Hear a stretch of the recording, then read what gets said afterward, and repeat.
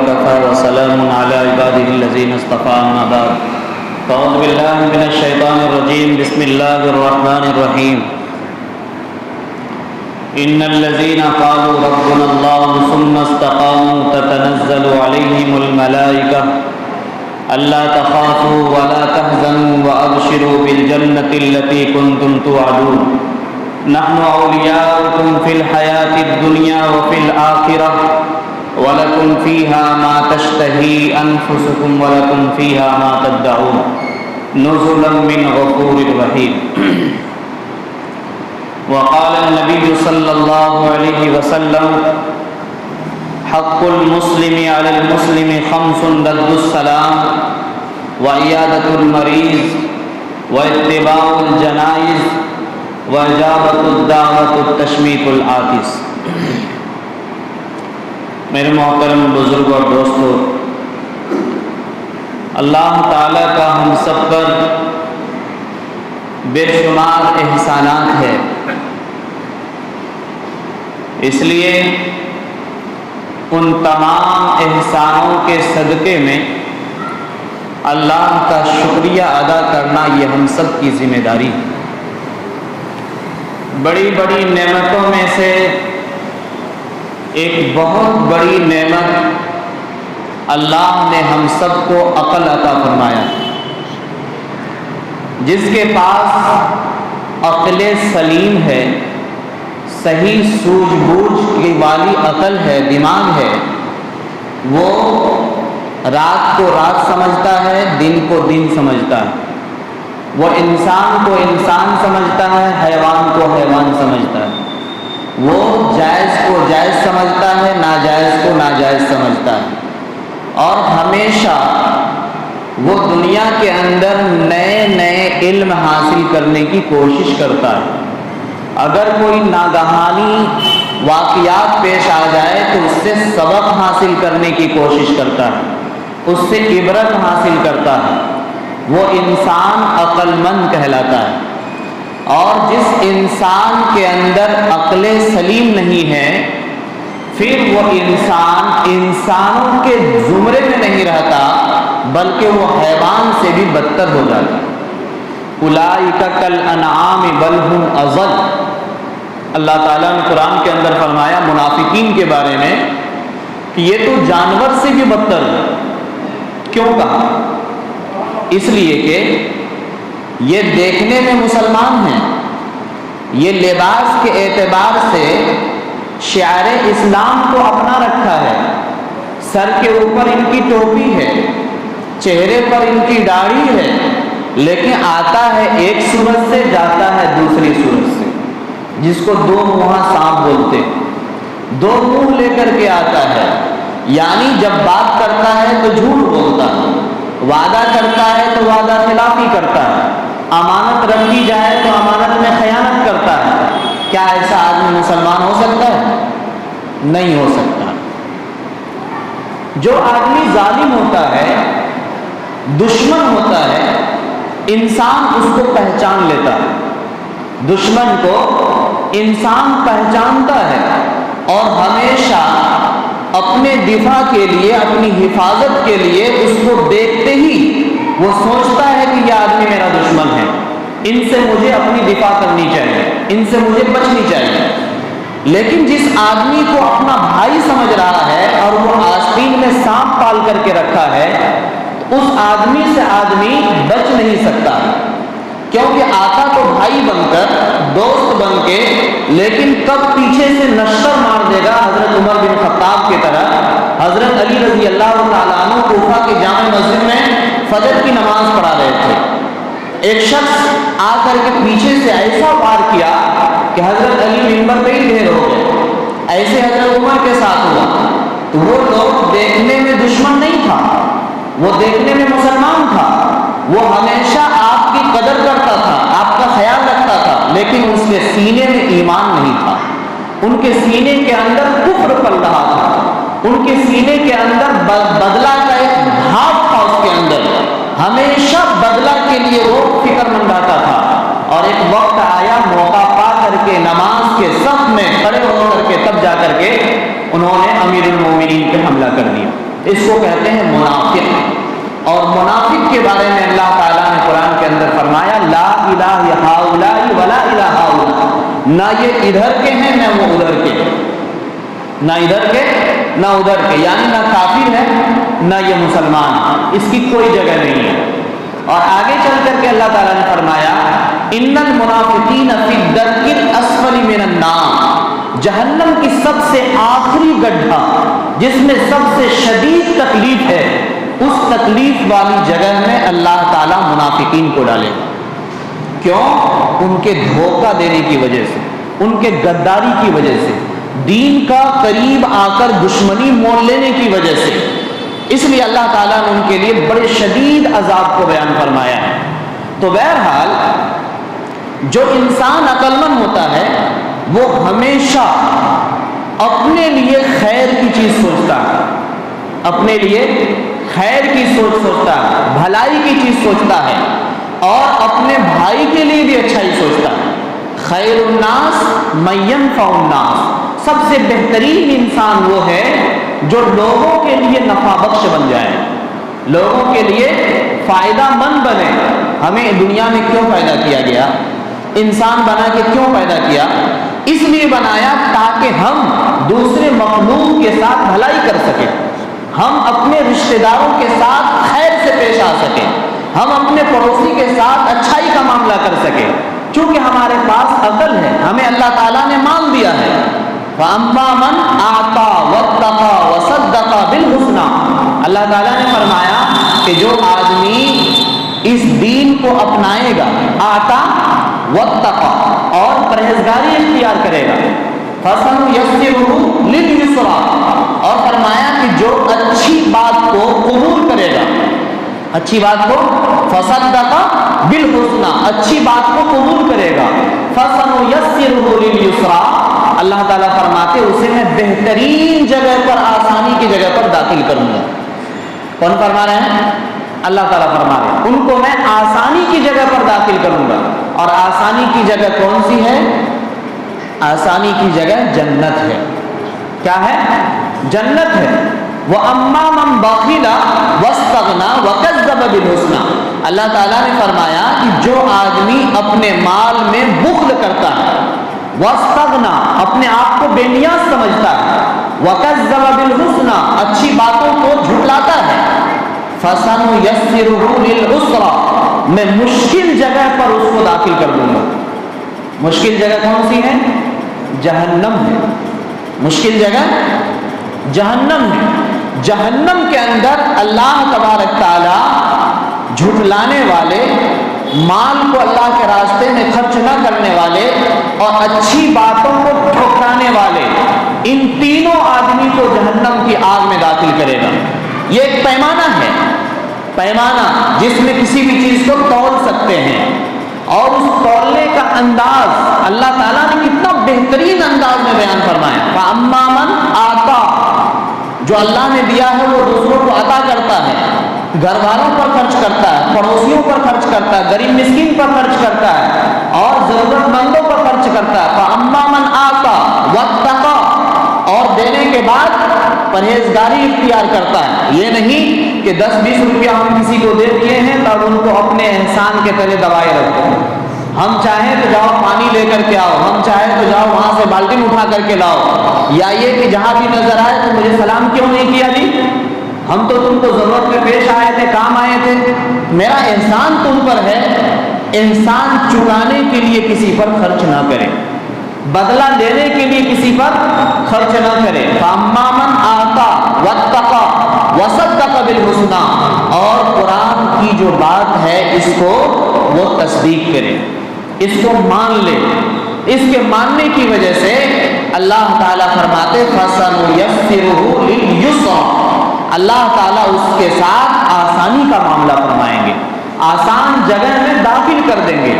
اور دوسری طرف وَأَمَّا مَنْ بَخِلَ وَاسْتَغْنَىٰ وَكَذَّبَ بِالْحُسْنَىٰ، جو آدمی اپنے مال کو دبا کے رکھ لیتا ہے، بینک بیلنس بنا کے رکھ لیتا ہے، اپنی ضرورت کے لیے خرچ کرتا ہے، نہ تو اپنے گھر میں خرچ کرتا ہے، نہ پڑوسی پر خرچ کرتا ہے، نہ غریب مسکین پر خرچ کرتا ہے، نہ مسجد مدرسے پر خرچ کرتا ہے۔ جہاں بھی خرچ کرنے کا حکم ہے وہاں وہ خرچ نہیں کرتا ہے۔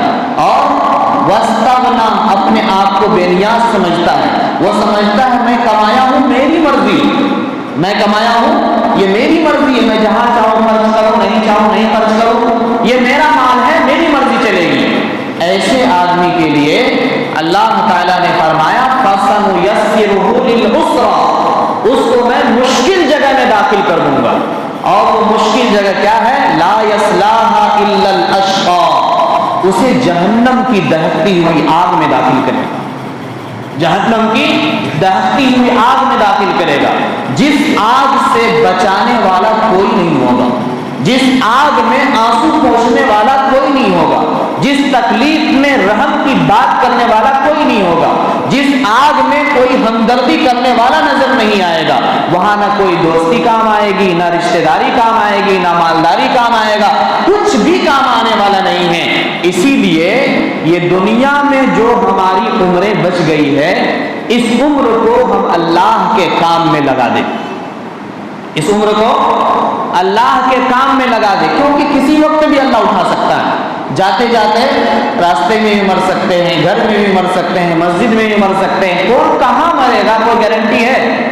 کوئی نہیں جانتا۔ موت کبھی بول کر نہیں آتی ہے، موت کبھی بول کر نہیں آتی۔ ایک بہت بڑے بادشاہ ہیں، وہ عیاشی کر رہے تھے اور ان کے دروازے پر بہت سارے چوکیدار بیٹھا ہوا تھا۔ اچانک ملک الموت آیا، ملک الموت نے کہا کہ ہم اندر جانا چاہتے ہیں۔ کہا کہ تمہاری ہمت، یہاں آ کیسے گئے، یہاں آ کیسے گئے؟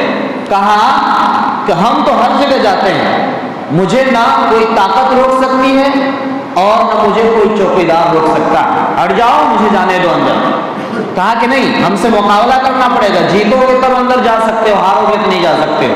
کہا کہ سنو میں ملک الموت ہوں، راستے سے ہٹ جاؤ۔ فوراً راستہ دے دی، اندر گیا، دیکھا بادشاہ ایک دم پی کر کے پورا مست رقص کر رہا اور لونڈیاں ناچ رہی ہے۔ اس بادشاہ کے پاس جیسے یہ پہنچا ملک الموت، اس بادشاہ نے ٹھیک چوکیدار کو بلا کے ایک تماچا کھینچ کے مارا اور کہا کہ ہم نے تمہیں ٹھیک چوکیداری کے لیے یہاں بٹھایا تھا، درمان بنایا تھا، تم نے اس شخص کو بغیر میری اجازت کے اندر کیسے آنے دیا؟ کہا کہ اس سے میں مقابلہ نہیں کر سکتا ہوں، یہ بڑی طاقتور ہے، میں اس سے نہیں ملاقات کرتی، یہ مقابلہ کر سکتا۔ تو بادشاہ نے کہا کہ تمہاری جرأت کیسے ہوئی کہ تم میرے دربان کو پار کر کے میرے پاس آ گئے اور پھر میرے پاس آنے کی ہمت کیسے ہوئی؟ کہا کہ بادشاہ سلامت، میں وہ ہوں جس کو نہ کوئی بادشاہ کی طاقت روک سکتی ہے اور نہ کوئی مال روک سکتی، نہ کوئی دروازہ روک سکتا ہے۔ پوچھا کون ہیں آپ؟ کہا کہ میں ملک الموت ہوں۔ کہا کہ معافی چاہتے ہیں، مجھے بس توبہ کر لینے دیجیے اور ایک وصیت مجھے لکھ لینے دیجیے کہ فلاں فلاں جائیداد ہم فلاں فلاں کے لیے وصیت کر دوں، اس کے بعد مجھے روح نکال لیجیے گا۔ بولا ایک سیکنڈ نہیں، ایک سیکنڈ نہیں، اب جس سے مقابلہ کرنا ہے کر لیجئے، جو کرنا ہے کر لیجئے، اللہ کا وارنٹ آ چکا ہے، اب ایک منٹ کی بھی فرصت نہیں ہے۔ جیسے لیٹنا ہو لیٹیے، بیٹھنا ہو بیٹھیے، کھڑے رہنا ہو کھڑے رہیے، میں اپنا کام شروع کرتا ہوں۔ وہ انگوٹھا میں اپنا چنگل لگایا اور اس کے بعد روح کھینچنا اس کا شروع کر دیا۔ جب اس کی روح اٹکنے لگی تو انہوں نے کہا کہ دیکھو میرے بھائیوں، میں سب کو اعلان کر کے کہتا ہوں کہ دنیا میں کچھ بھی نہیں ہے، جو دنیا سمیٹنے کے لیے جیتا ہے وہ عبرت حاصل کر لے، میں سب کچھ چھوڑ کے جا رہا ہوں۔ کیا کہا؟ دنیا میں کچھ بھی نہیں ہے، اگر کچھ ہوتا تو اللہ تعالیٰ ماں کے پیٹ سے ہی کچھ دے کر کے بھیجتا، ماں کے پیٹ سے کچھ دے کر کے بھیجتا۔ ہم لوگ دیکھتے ہیں ننگے بدن آتا ہے اور خالی ہاتھ چلا جاتا ہے، نہ کچھ لے کے آتا ہے نہ کچھ لے کے جاتا ہے، اور دنیا میں آنے کے بعد ہے مال ہے، گھر ہے، گاڑی ہے، دنیا ایسا دنیا میں مشغول ہو جاتے ہیں، ایسا مشغول ہو جاتے ہیں کہ دنیا کو ہی اپنا سب کچھ سمجھ بیٹھتے ہیں، دنیا کو ہی اپنا سب کچھ سمجھ بیٹھتے ہیں۔ میں آپ سے پوچھنا چاہتا ہوں، اگر صحابہ کرام اسی دنیا کو سب کچھ سمجھ لیتے تو کیا آج ہم منڈی میں جا کر مندر میں گھنٹی بجاتے کہ نہیں بجاتے؟ ضرور بجاتے۔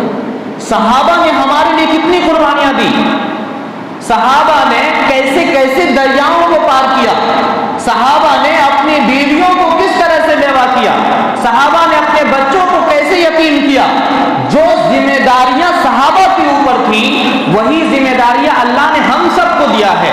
اگر اس ذمہ داری سے ہم سب کو دوش ہو گئے تو یاد رکھیے گا، اللہ تعالیٰ نے جس طرح سے بخارا سمرقند کے اندر ان لوگوں کو سبق سکھایا، تاتاریوں کو ان کے اوپر بھیج دیا، وہی نوٹنکی ہمارے ساتھ بھی ہونے والا ہے، ہمارے ساتھ بھی ہوگا۔ کیا کیا تاتاریوں نے معلوم ہے؟ تاتاری جب بغداد کے اندر گیا، سمرقند بخارا کے اندر گیا تو انہوں نے قتل عام مچا دیا، قتل عام مچایا، اور تقریباً 18,000 مسلمان کو بیک وقت ایک دن میں قتل کیا۔ اور جب ان کا انتقال ہوا تو ان کا پوتا ہلاکو خان، ان کا نام تھا ہلاکو خان، وہ سمرقند سے، بخارا سے، نیشاپور سے، وہاں سے سفر کر کے جب بغداد آیا تو بغداد میں انہوں نے ایک دن میں 18 لاکھ مسلمانوں کو قتل عام کیا۔ کتنا؟ 18 لاکھ مسلمانوں کو ایک دن میں قتل کیا۔ جتنے قرآن رکھے ہوئے تھے مسجد میں سارے قرآن کو جلا دیا، جتنی مسجدیں تھی سارے مسجدوں کو توڑوا دیا، گھوڑے دوڑوا دیے۔ اس طرح سے انہوں نے مسلمانوں کی عزت کو ذلیل کیا کہ تاریخ کا ایک باب ہے، تاریخ کا ایک باب ہے۔ اور 18 لاکھ مسلمانوں کو ایک دن میں قتل ہونا یہ کم بڑی بات نہیں ہے۔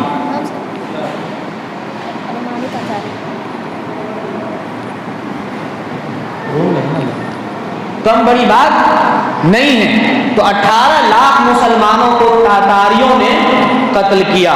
کیوں کیا؟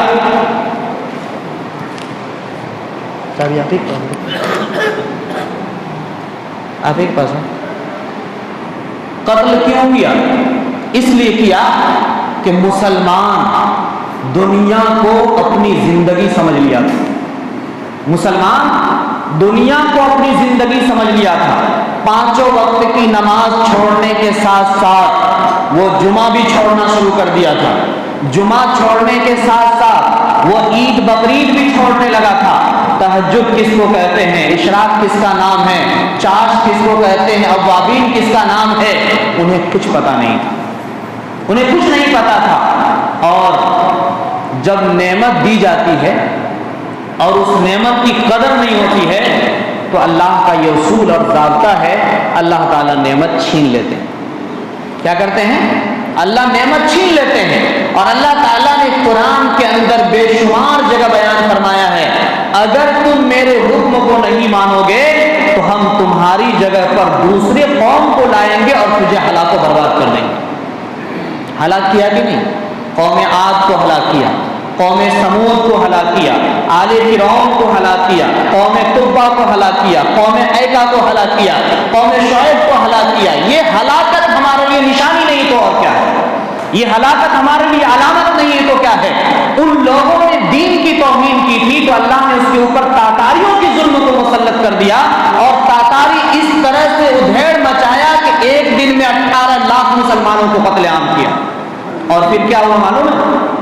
پھر اللہ تعالیٰ نے انہی لوگوں کو ایمان کی توفیق عطا فرمائی، اور اللہ تعالیٰ نے کہا تم سے وہ کام بہت مشکل ہو رہا تھا، اور انہی ظالم کو میں ایمان کی توفیق دے کر کے ان سے ہی کام لیتا ہوں۔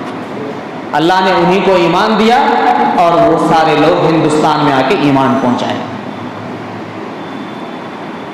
کون لایا ہے ایمان ہندوستان کے اندر؟ سری لنکا کے اندر، بنگلہ دیش کے اندر، پاکستان کے اندر، تاریخ اٹھا کے دیکھ لیجئے، جو سب سے بڑا ظالم کہلایا اپنے دور میں، تاریخ اسلام نے سب سے بڑا جس کو فتنہ قرار دیا، غدار قرار دیا، انہی لوگوں سے اللہ تعالیٰ نے کام لیا ہے اس دین کا۔ کیا آپ نے پڑھا نہیں کہ عمر بن خطاب جب کوفہ میں تھا تو بڑے بڑے سپہ سالار ان کے نام سے ڈرتے تھے؟ کیا آپ نے پڑھا نہیں خالد بن ولید کا لشکر جس روٹ سے چلا جاتا تھا تو بڑے بڑے بادشاہ کے زمین ہل جاتے تھے، ان کا مکان ہلنے لگتا تھا کہ خالد بن ولید آ رہا، کیا کرے گا نہیں کرے گا۔ لیکن کیا اللہ نے ایمان کی توفیق دی کہ نہیں دی؟ ابو سفیان کو ایمان کے دائرے میں لایا کہ نہیں لایا؟ اور انہی بڑے بڑے ظالموں کو ایمان میں داخل کر کے اللہ تعالیٰ اپنے دین کا کام لے لیا۔ اگر ہم اس کام کو نہیں کریں گے تو یاد رکھیے گا ہمارے چہرے سے اللہ کو محبت نہیں ہے، ہماری آنکھوں کی روشنی سے اللہ کو محبت نہیں ہے، ہمارے دل اور ہمارے ضمیر سے اللہ کو کوئی چاہت نہیں ہے۔ اگر ہم اللہ کی اطاعت کو چھوڑ دیں گے تو اللہ ہمیں ہلاک کرے گا اور دوسری قوم کو ہماری جگہ پر لا کر کے کھڑا کر دے گا۔ اس لیے بہت ہی عبرت کا مقام ہے، سوچنے کا مقام ہے۔ آج ہم لوگ دین سے کوسوں دور ہیں۔ کیوں دور ہیں؟ اس لیے دور ہے کہ اگر ہمارے پاس ایمان ہے تو ہماری بیوی کے پاس ایمان نہیں، اگر ہمارے پاس ایمان ہے تو ہمارے بھائی کے پاس ایمان نہیں، اگر ہمارے پاس ایمان ہے ہمارے ماں باپ کے پاس ایمان نہیں، اگر ہمارے ماں باپ کے پاس ایمان ہے ہمارے رشتہ دار میں ایمان نہیں، ہمارے رشتہ دار میں ایمان ہے ہمارے پڑوسیوں میں ایمان نہیں، ہمارے پڑوسیوں میں ایمان ہے ہمارے گاؤں میں ایمان نہیں، اگر ہمارے بستی میں ایمان ہے تو عورتوں میں دین نہیں ہے، عورتوں میں دین نہیں ہے۔ یہ ذمہ داری کس کی ہے؟ یہ ذمہ داری کس کی ہے؟ قرآن میں اس امت کی تعریف کس لیے کی گئی ہے؟ اس لیے کہ صبح سے شام تک کمائیے، صبح سے شام تک کمائیے اور رات بھر آرام سے سوئیے۔ اسی لیے خیر امت کہا گیا ہم کو، اخرجت للناس تأمرون بالمعروف وتنہون عن المنکر، تمہیں لوگوں کی بھلائی کے لیے نکالا گیا ہے، تم خیر امت ہو، تم اچھائی کا حکم کرتے ہو، برائی سے روکتے ہو۔ ہم اپنے دل پر ہاتھ رکھ کر کے تھوڑا سا سمجھے سوچے، ہم اپنے گھر میں کتنے لوگوں کو اچھائی کا حکم دیتے ہیں بھر دن میں اور کتنے لوگوں کو برائی سے روکتے ہیں، کتنے کو روکتے ہیں؟ کیا صرف ہمارا اصلاح ہو جانا، صرف ہم دین کا داعی بن جائیں، صرف ہم ایمان پر چل جائیں، صرف ہم جماعت میں نکل جائیں، کیا اس سے کام چل جائے گا؟ ہر جماعت والے ساتھیوں کی یہ ذمہ داری ہے، یہ ان کی اصلی ذمہ داری ہے کہ ان کے گھر کا ایک فرد بھی ایسا نہ ہو جو بے نمازی ہو، ایک فرد نہیں ہونا چاہیے۔ کیوں؟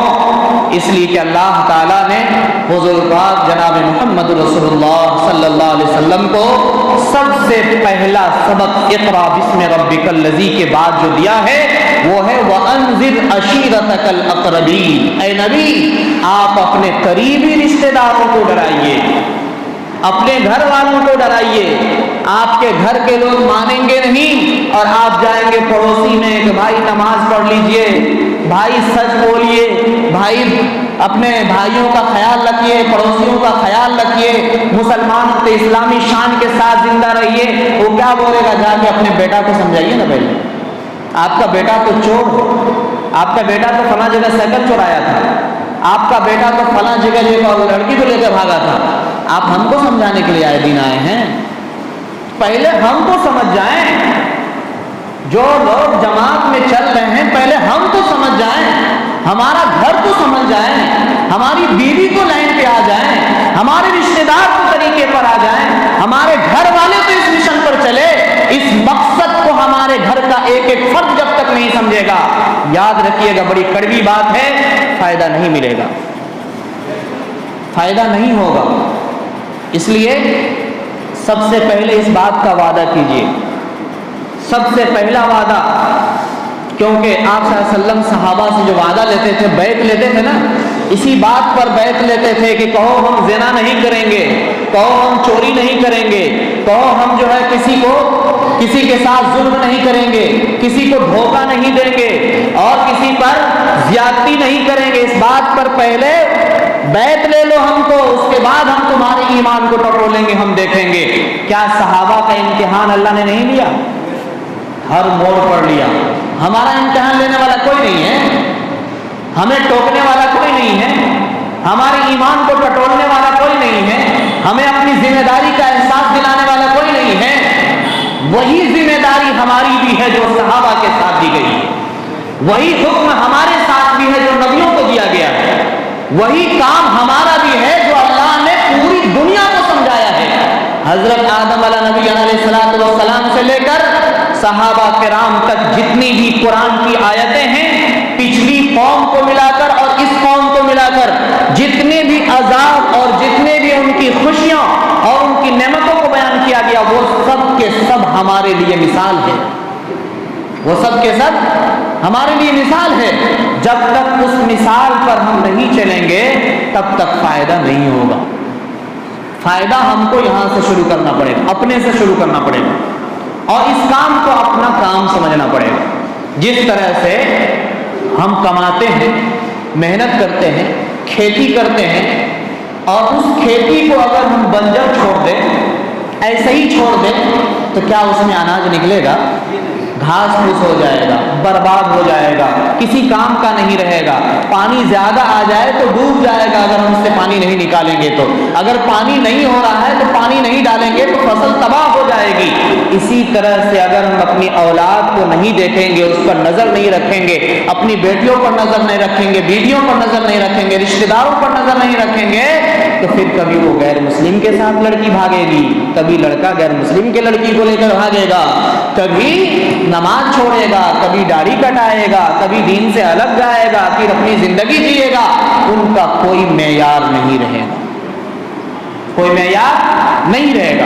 اسی لیے آپ صلی اللہ علیہ وسلم نے فرمایا صحابہ کو کہ عورتوں کو سمجھاتے رہا کیجیے، عورتوں کو سمجھاتے رہا کیجیے۔ اگر عورتوں کو اپنی حال پر چھوڑ دیں گے تو وہ بگڑ جائے گی، اگر عورتوں کو اپنی حال پر چھوڑ دیں گے تو پھر وہ صبح میں 9 بجے سو کر کے اٹھے گی، نماز تو پڑھنی نہیں کرے گی، اور ناشتہ آپ کو 12 بجے ملے گا۔ اگر ان کو اپنے ہاتھ پر چھوڑ دیں گے تو وہ بگڑ جائے گی، اور اگر اس کو لاٹھی ماریے گا تو وہ ٹوٹ جائے گی۔ کیا کہا؟ اگر زیادہ سختی کریں گے عورتوں کو تو سنٹھی دیکھے ہیں نا، ٹیڑھی سنٹھی اگر ہو، ٹیڑھا سنٹھی ہو، اور اس کو ہم سیدھا کرنا چاہیں تو کیا ہوگا؟ سیدھا ہو جائے گا؟ ٹوٹ جائے گا نا، وہ ٹوٹ جائے گا۔ جب ٹوٹ جائے گا تو عورت کی مثال بھی وہی ہے، اگر ان کو اپنی حال پر چھوڑ دیں گے تو وہ بگڑ جائے گی، اگر اس کے ساتھ زیادہ سختی کریں گے تو وہ ٹوٹ جائے گی۔ اس لیے بیچ بیچ کا اعتدال یہ ہے کہ ان کو اپنے حال پر بھی نہیں چھوڑنا ہے اور اس کو مارنا بھی نہیں ہے، بلکہ سمجھانا ہے۔ کیا کرنا ہے؟ سمجھانا۔ اور جب ان کو سمجھائیں گے، ایک دن سمجھائیں گے، ایک دن میں 10 بار سمجھائیں گے، 15 بار سمجھائیں گے، تو کوئی بھی عورت ایسی نہیں ہے جو نہیں سمجھے گی۔ اور ایک عورت کے اندر اگر دین آ گیا تو پھر ہمارا گھر مدرسہ بن جائے گا۔ کیا ہو جائے گا؟ گھر مدرسہ بن جائے گا۔ اور جس دن گھر مدرسہ بنے گا تو اس گھر میں پھر سارے لوگ دیندار ہوں گے، سارے لوگ ایماندار ہوں گے، سارے لوگ وفادار ہوں گے، سارے لوگوں کے دلوں میں محبت ہوگی، الفت ہوگی، اور پھر اسے اس گھر میں کوئی پریشانی نہیں ہوگی، ناشکری کا الفاظ سننے کو نہیں ملے گا، اور کبھی بھی بدتمیزی اور بد تہذیبی سننے کو نہیں ملے گا۔ یہ علم کی کمی کی وجہ سے آج جو ہمارے سماج میں بگاڑ آیا ہے وہ علم کی کمی کی وجہ سے، علم کی کمی کی وجہ سے۔ جب سے ہم مسلمانوں نے جماعت کے اندر مردوں کو شامل کیا، عورتوں کو نکال دیا، جب سے ہم لوگوں نے عورتوں کو مسجد سے باہر نکال دیا، جب سے ہم لوگوں نے عورتوں کو دین سے دور کر دیا، تب سے جا کر کے ہمارے سماج کے اندر ایسے ایسے المناک واقعات پیش آ رہے ہیں جس کو دیکھ کر کے ضمیر ہل جاتی ہے۔ کوئی مثال آپ بتا سکتے ہیں کہ نبی کے زمانے میں عورتیں مسجد نہیں آتی تھی نماز پڑھنے کے لیے؟ نبی کے زمانے میں عیدگاہ پہ عورتیں نہیں جاتی تھی دین سیکھنے کے لیے؟ نبی کے زمانے میں آپ کے حجرائے مبارک میں عورتیں نہیں آتی تھی دین حاصل کرنے کے لیے؟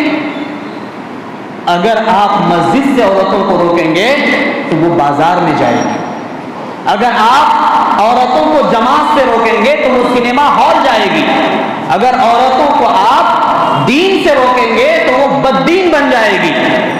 اس لیے کہا کہ جتنا علم حاصل کرنا مرد کے لیے ضروری ہے اتنا ہی علم حاصل کرنا عورت کے لیے بھی ضروری ہے۔ کیا الگ ہے؟ کیا الگ تو نہیں ہے؟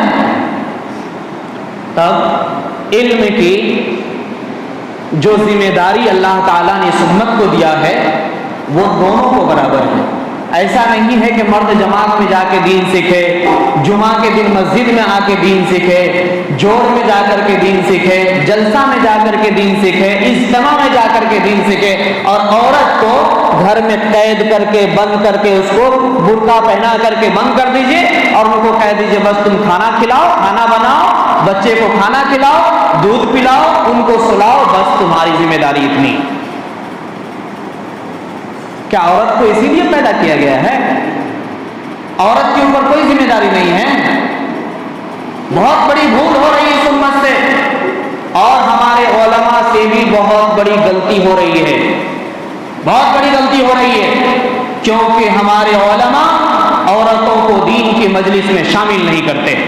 وہ یہ سمجھتے ہیں کہ 1% آدمی فتنہ پھیلائے گا، وہ یہ سمجھتے ہیں کہ دینی مجلس میں آئیں گے تو لڑکا لے کر کے ان کو بھاگ جائیں گے، غلطی ہوگی۔ میں یہ کہتا ہوں کہ دینی مجلس میں وہ آئے گی تو 1% کا اندیشہ ہے، لیکن دین کے مجلس میں نہیں آنے کی وجہ سے 10% عورتیں بگڑ رہی ہیں، 10% عورتیں بگڑ رہی ہیں، 1% نہیں، اندیشہ نہیں ہے، ہر حال میں 10% عورتیں خواتین بگڑ رہی ہیں۔ دیکھ لیجیے، ہمارے پاس آنکھ ہے، ہم بستی میں گھومتے ہیں، ہم سماج سے آشنا ہیں، ہم حالات کو دیکھتے ہیں، ہم نیوز کو سنتے ہیں، ہر چیز دیکھ رہے ہیں۔ کیوں؟ اس لیے کہ دیکھیے، انسانوں کے اندر اللہ تعالیٰ نے ایک فطرت بنایا ہے۔ میں نے کہا تھا ایک سمجھدار انسان ہوتا ہے، ایک بیوقوف انسان ہوتا ہے، اسی پہ میں آ رہا ہوں۔ اللہ تعالیٰ نے انسان کے اندر فطرت بنایا ہے، فطرت سمجھتے ہیں نا، جس فطرت پر انسان کو اللہ نے پیدا کیا، اس فطرت کے اندر دونوں چیزوں کی صلاحیت ہے، فَأَلْهَمَهَا فُجُورَهَا وَتَقْوَاهَا۔ اللہ تعالیٰ نے دونوں صلاحیت ودیت کر دی ہے، یعنی اچھائی کرنے کا بھی، تقوی اختیار کرنے کا بھی، فجورها اور فسق و فجور کرنے کا بھی، گناہ کرنے کا بھی، اچھائی کی بھی صلاحیت دیا ہے اور برائی کی بھی صلاحیت دیا ہے۔ اگر کسی بچے کو آپ موبائل چلانے سے روکیں گے اور ابھی سے لے کر کے 10 سال تک روکتے رہیں تو کیا بچہ رک جائے گا؟ بچہ موبائل سے رک جائے گا؟ آپ صبح بھی ایک تماچا ماریے، رات میں بھی ایک تماچا ماریے، دوپہر میں بھی ایک تماچا ماریے، جیسے 3 ٹائم کھانا کھلاتے ہیں نا، 3 ٹائم اس کو مارتے رہیے، کیا بچہ موبائل چھوڑ دے گا؟ ارے چھوڑے گا؟ کبھی نہیں چھوڑے گا۔ آپ کر کے دیکھ لیجیے، کبھی نہیں چھوڑے گا۔ اسی بچے کو اگر آپ ہاتھ میں کتاب دے دیں گے، ان کا ٹائم ٹیبل بنا دیں گے، اگر ان کو دوسرے کام میں لگا دیں گے تو بدمعاشی چھوڑ دے گا وہ اور اچھے راستے میں آ جائے گا، اچھے راستے میں وہ آ جائے گا، کیونکہ فطرت ہے، یہ انسان کے بچے کی ضمیر کے اندر شامل ہے۔ اگر کسی چیز سے آپ منع کریں گے تو وہ کام زیادہ کرے گا، اور اسی کو اگر دوسرے طرف کنورٹ کر دیں گے تو ترنت وہ اس کو پکڑ لے گا۔ اس کے فائدہ سمجھائیے، ان کی بڑائی بیان کیجیے، ان کی عظمت کو بیان کیجیے۔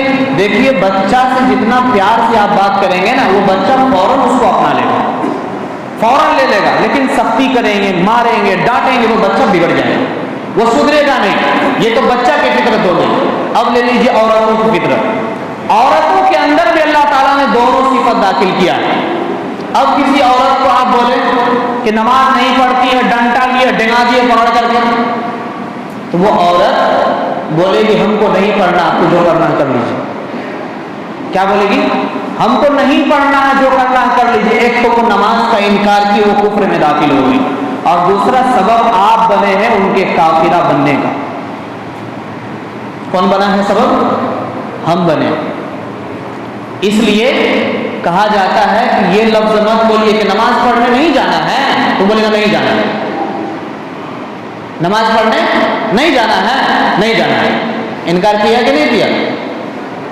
ایسے ہی باپ سویا ہوا گھر میں، بیٹا گیا زور سے پاؤں پکڑ کے ہلایا، کھانا نہیں کھانا ہے، اب غصہ تو اس کا تلوا کے دماغ پہ چڑھیے جائے گا ہلانے کی وجہ سے، اور پھر کھانا نہیں کھانا ہے، نہیں کھانا ہے، جاؤ اگر وہی بولتے کہ ابا جی چلیے کھانا کھا لیجئے تھوڑا سا، جملہ ہے نا، یہی ہے نرمی والا جملہ.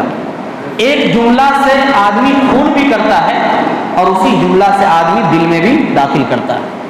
تو جملہ کا فرق ہے، انداز کا فرق ہے، کیفیت کا فرق ہے. ایسے ہی عورتوں کو اگر آپ بازار جانے سے لاکھ بار منع کر دیجیے، عورتوں کو لاٹھی کے مجلس میں، محرم کے کھیل کے تاشے اور تازیہ اور تاشے والے بینڈ باجا میں جانے سے اس کو منع کر دیجئے، میلہ میں آپ جانے سے منع کر دیجئے، بازار جانے سے آپ منع کر دیجئے. ایک بار نہیں 1,00,000 بار منع کر دیجئے، وہ نہیں مانے گی، نہیں مانے گی. کیسے مانے گی؟ اس عورت کو دین سے جوڑ دیجئے، اس عورت کو نماز سے جوڑ دیجئے، اس عورت کو قرآن کی تعلیم سے جوڑ دیجئے، اس عورت کو فضائل اعمال سے جوڑ دیجئے، اس عورت کو اچھے کام سے جوڑ دیجئے. جب وہ ٹائم اس کا دوسری چیز میں لگ جائے گا تو غلط چیز خود بخود چھوٹ جائے گا، غلط چیز خود بخود چھوٹ جائے گی. اب آپ کو محنت کرنے کی ضرورت نہیں پڑے گی، اب آپ کو مارنے کی ضرورت نہیں پڑے گی، اب آپ کو دشمنی مول لینے کی ضرورت نہیں پڑے گی. اسلام نے بہترین طریقہ دیا ہے، اسلام نے بہترین طریقہ دیا ہے. اللہ تعالیٰ نے اس انسان کو اشرف المخلوقات بنایا. کیا کہا؟ فی احسن تقویم، فی احسن تقویم. ایک بادشاہ کا بہت ہی قریبی آدمی تھا. انہوں نے اپنی بیوی سے کہا اگر تم چاند سے زیادہ خوبصورت نہیں ہو تو تمہیں 3 طلاق. کیا کہا؟ اگر چاند سے زیادہ خوبصورت نہیں ہو تو تمہیں 3 طلاق. ہارون رشید کا زمانہ تھا، انہی کا اپنا خاص آدمی تھا. ہارون رشید نے اپنے شہر کے بڑے بڑے مفتیان کرام اور قاضی کو بلایا، اور بلانے کے بعد یہ سوال، یہ فتویٰ ان کے سامنے رکھا اور کہا کہ دیکھو یہ میرا خاص آدمی ہے، لیکن شریعت میں کوئی رد و بدل نہیں ہونا چاہیے، شریعت میں کوئی رد و بدل نہیں ہونا چاہیے. جو اسلام کا حکم ہے اسی حکم کو بیان کرنا ہے. یہ میرا خاص آدمی ہے. انہوں نے کہا میری بیوی اگر چاند سے زیادہ خوبصورت نہیں ہے تو 3 طلاق. اگر 3 طلاق پڑ جاتا ہے تو اس کا بچہ محروم ہو جائے گا اور یہ عورت اپنے شوہر سے بیوہ ہو جائے گی.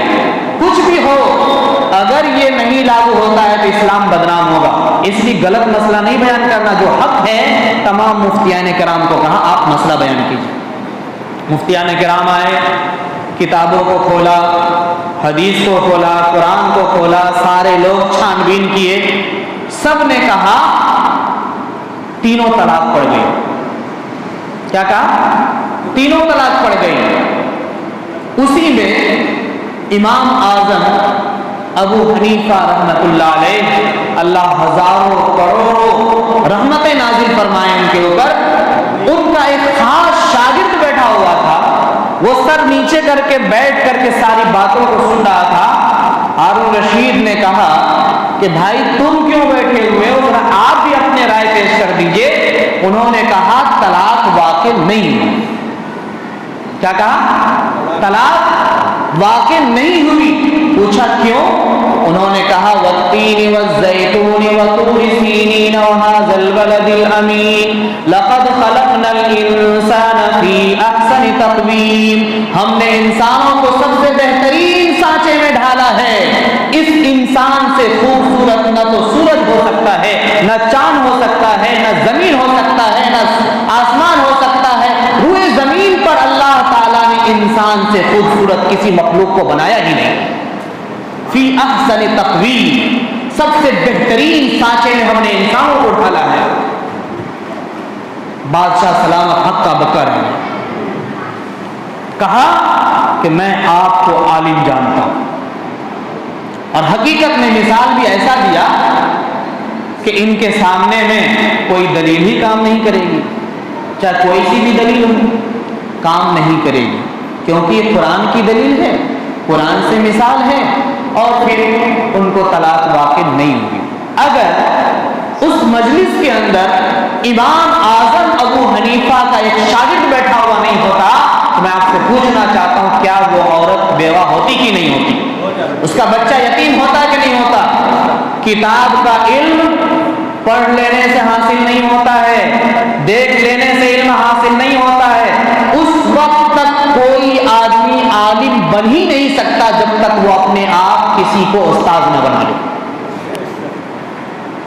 چاہے وہ پورے قرآن کو یاد کر لے، پورے قرآن کے ایک ایک حرف کا ترجمہ پڑھ لے، پورے حدیث کو زبانی یاد کر لے، پورے سیاہ ستہ کو گھول کر پی جائے، سیاق و سباق کو جان لے، شان نزول کو جان لے، قواعد کو جان لے، ہر چیز کو پڑھ لے، لیکن استاد اگر نہیں ہے تو اس کا علم ادھورا ہے، اس کا علم ادھورا ہے، ناقص ہے، منزل مقصود تک ان کو اس کا علم نہیں پہنچا سکتا۔ اس لیے ہر آدمی کو اپنا استاد متعین کرنا چاہیے، ہر آدمی کو اپنا استاد متعین کرنا چاہیے۔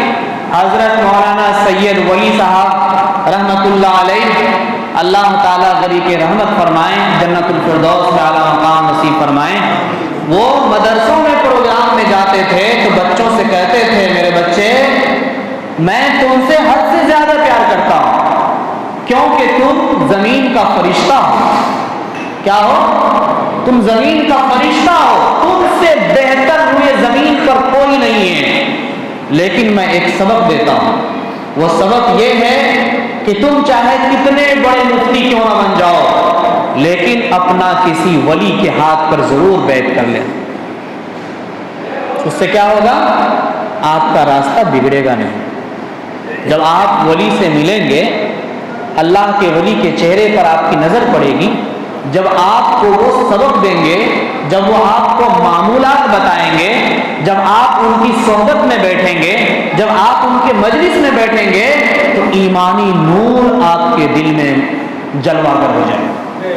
ایمانی نور ہمارے سینے میں نہیں ہے، جس کی وجہ سے مسجد میں ہماری طبیعت نہیں لگتی، ہمیں نماز میں اطمینان نہیں ملتا ہے، ہمیں 5 منٹ خلوت میں اکیلے میں مجلس میں بیٹھنے میں دل گھبراتا ہے، بازار میں گھنٹوں گھنٹوں بیٹھتے ہیں، چائے دکان پر گھنٹوں گھنٹوں بیٹھتے ہیں، چوراہے پر گھنٹوں گھنٹوں بیٹھتے ہیں، گاڑیوں کا انتظار گھنٹوں گھنٹوں کرتے ہیں، لیکن مسجد میں 5 منٹ اکیلے بیٹھنے کو ہم کیوں پسند کرتے ہیں؟ اس کی وجہ کیا ہے؟ اس کی وجہ یہ ہے کہ ہم نے بڑوں کو بڑا ماننا چھوڑ دیا، بڑوں کو بڑا ماننا چھوڑ دیا ہے۔ ابھی ثنا خان اور مفتی انس صاحب کی شادی ہوئی، ثنا خان مفتی انس، ایک پاکستان کے ایک ہندوستان کے، دونوں کی شادی ہوئی، اور شادی کیسے ہوئی؟ ثنا خان یہ فلم کا بہت بڑا ایکٹر ہے اور شوٹنگ کرنے میں بہت ہی ماہر اور بہت خوبصورت۔ وہ جب 2017 میں عمرہ کرنے کے لیے گئی تو عمرہ اس نیت سے کرنے کے لیے گئی تھی کہ جب سب سے پہلی نظر میری خانہ کعبہ پر پڑے گی، ان کو کسی نے کہا تھا خانہ کعبہ پر سب سے پہلی نظر جو پڑتی ہے تو اس وقت جو دعا کرتا ہے وہ قبول ہو جاتی ہے، تو وہ اس نیت کو لے کر کے گئی کہ خانہ کعبہ پر آنکھ بند کر کے پیچھے سے آ رہی تھی، جیسے ہی میری نظر خانہ کعبہ پر پڑے گی تو میں اللہ تعالیٰ سے وہ مانگوں گا کہ جو دنیا میں کوئی نہیں مانگا ہوگا، اور میں اپنی شہرت کے لیے، اپنی عزت کے لیے، اپنی بڑکپن کے لیے اور پوری دنیا میں میرا نام روشن ہو، اس کے لیے میں اللہ تعالیٰ سے فریاد کروں گی۔ یہ نیت لے کر کے وہ خانہ کعبہ طواف کرنے کے لیے گئی، عمرہ کرنے کے لیے گئی۔ خانہ کعبہ کے پاس جب وہ گئی اور خانہ کعبہ پر سب سے پہلی نظر پڑی تو وہ دل کے اندر سوچ رہی تھی کہ ہم اللہ سے کیا مانگیں۔ اچانک اللہ تعالیٰ نے اس کے دل کے اندر بات ڈال دی اور انہوں نے کہا اے اللہ مجھے ہدایت نصیب فرما۔ کیا کہا؟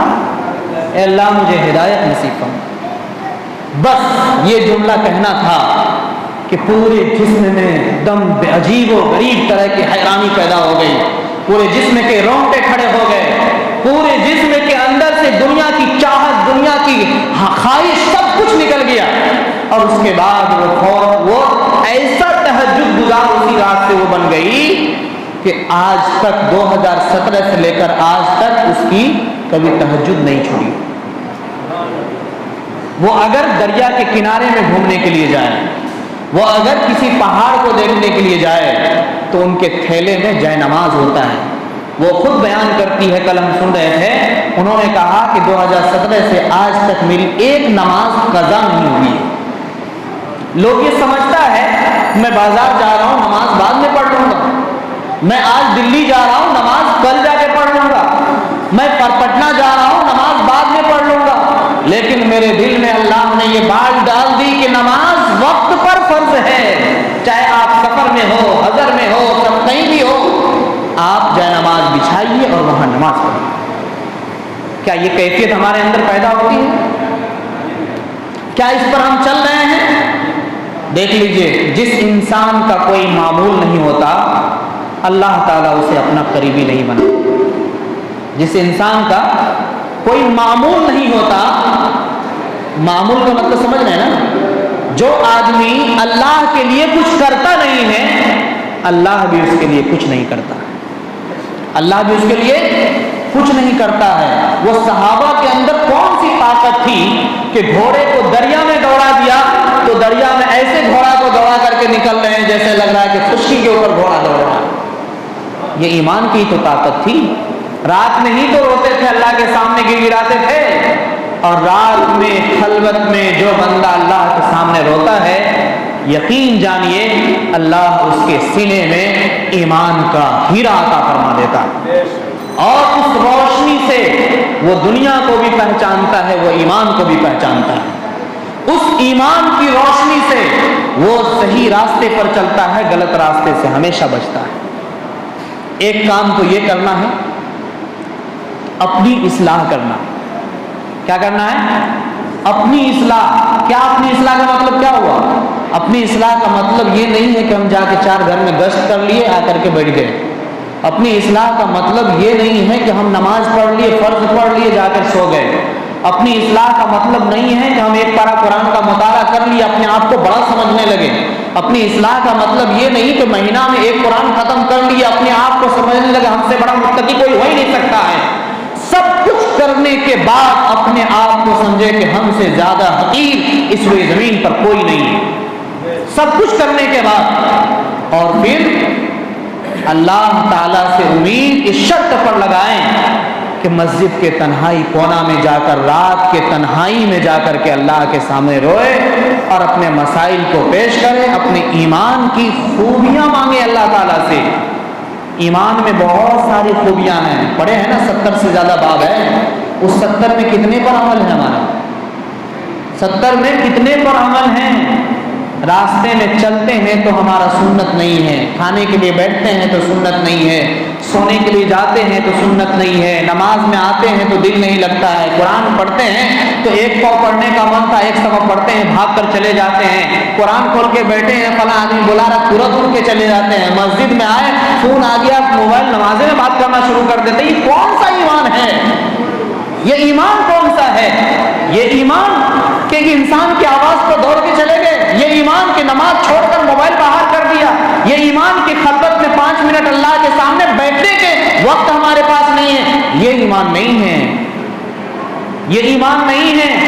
ضمیر کو سمجھانے کی ضرورت ہے، ضمیر کو سمجھانے کی ضرورت ہے۔ کیا وہ تاریخ نہیں پڑھے ہیں کہ آپ صلی اللہ علیہ وسلم کو نبوت نہیں ملی ہے لیکن غار حرا میں جاتے ہیں، رات رات بھر اللہ کو یاد کرتے ہیں؟ کیوں؟